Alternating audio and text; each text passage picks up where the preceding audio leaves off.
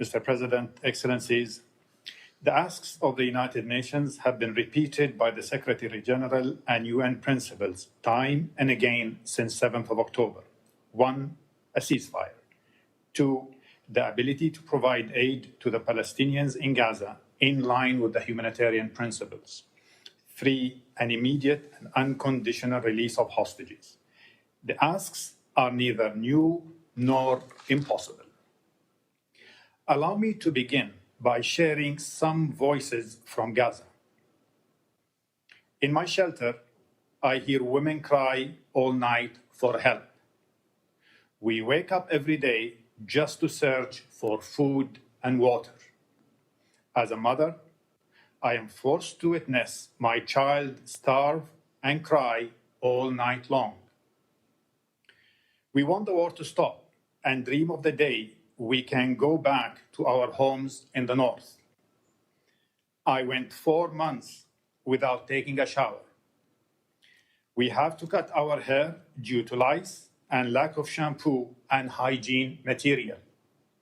These are just some of the things that women told me when I met them in Deir al Balah in Gaza on 9th of July. All of them spoke about lack of safety, dignity, privacy in overcrowded camps. Many women said that they had suicidal thoughts. And their deep suffering, especially as parents, is that they cannot protect their children. And that is the duty of all parents to their children. Thousands of these children have sustained horrific injuries, such as third-degree burns, amputated limbs, and profound mental trauma. Sadly, many of the amputations would not have been necessary if adequate medical care had been available. The children who die often do so slowly and painfully. The ones who survive will have long life disabilities and sad futures. 625,000 children have been deprived from an entire school year of education. Needless to say that a child without an education is a child without future. Children wander around IDP sites 24/7, often unaccompanied, exposed to huge risks and further injuries from playing in rubbles filled with unexploded ordnance. They are also at risk of contracting dangerous diseases such as polio from mountains of garbage and rivers of sewage that flow through IDP settlements. Mr. President, everyone in Gaza is exposed to risks of injury and disease. Those who survive the bombs and the bullets still face the threat of hunger, unsanitary conditions, and lack of health care. People with existing medical conditions, such as cancer, kidney failure, or diabetes, are not getting the treatment they need. And more than tens of thousands of patients require immediate medivacs. Mr. President, the overcrowding of IDP sites has increased community tension and violence, including gender-based violence. As a result of the war, there is no public order anymore. What public order can we expect from 2 million people who are constantly forced to move around a devastated strip of narrow land during heavy fighting? And without public order, there will never be accountability and protection.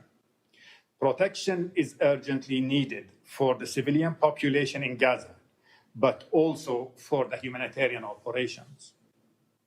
Humanitarian staff and assets must be protected from all forms of violent attacks.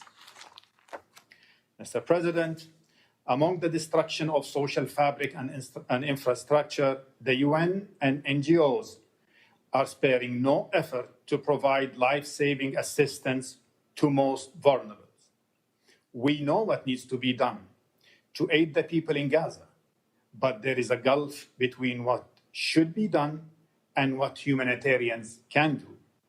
The commitment or willingness of the aid workers is not an issue. It's the inability to achieve the mandate, and that is beyond our control. My predecessors and colleagues early in this conflict warned about the lack of an enabling environment. Almost 10 months into this crisis, a safe enabling environment for the provision of humanitarian assistance still does not exist in Gaza. As one of my colleagues put it, it's as if our kneecaps were smashed, yet they told us to jump. UNRWA has been shouldering the burden of the crisis. The campaign against UNRWA, attacks against its premises, and the legislative efforts to declare UNRWA as a terrorist organization to end its operations is utterly unacceptable and endangers our operation. As the Secretary General said before, UNRWA is the backbone of our operations in Palestine.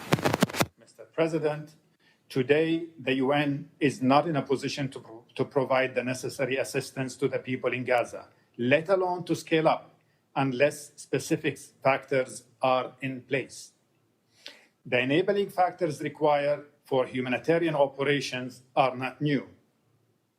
First and foremost, we need protection of civilians and civilian infrastructure, including protection of all humanitarian staff and assets. It is the responsibility of the warring parties to protect humanitarian actors. Duty of care of all humanitarian staff is one of our biggest concerns. Today, the risks inside Gaza are unacceptable. To mitigate these risks, we need systems and equipments, among other things. Second, the unhindered and safe reception, dispatch, and delivery of all humanitarian assistance must be immediately ensured. Current procedures in place for getting aid and fuel consignments from crossings to people in need are cumbersome, dangerous, and costly. All crossings must be utilized simultaneously with streamlined procedures, including Rafah crossing.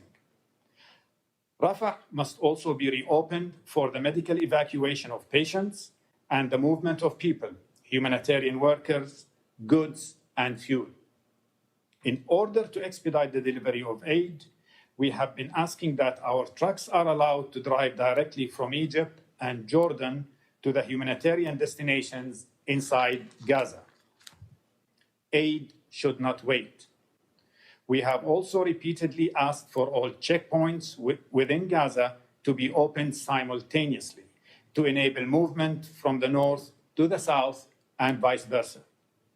Third, there should be no limitations on the amount and type of humanitarian items that can go inside Gaza. Today, we're still struggling to bring in certain medical devices and supplies, plus spare parts to repair civilian infrastructure. Fourth, without visas for all UN staffers and NGOs, workers won't be able to carry out their duties. The list of prerequisites is long. Humanitarian aid alone cannot sustain a population that lacks all basic services and utilities, especially not under the prevailing conditions in Gaza. Whatever shape the conflict may take in the near future, humanitarians must be able to safely access populations in need wherever they are in Gaza and throughout the Strip. In closing, Mr. President, I would like to reiterate that the United Nations and our partners in Gaza will never give up. We will continue to provide desperately needed assistance, but we will need a safe, enabling environment to do so. The human impact of this conflict cannot be overstated. The impact will haunt us, all of us, not for years, but for generations to come. We need a ceasefire, the ability to deliver aid to the Palestinians in Gaza in line with the humanitarian principles, and an immediate and unconditional release of hostages. And all parties must fulfill their obligations under international humanitarian law. This includes protection of civilians, ensuring their basic needs are met, allowing them to leave for safer areas, and allowing them to return as soon as circumstances allow. Thank you.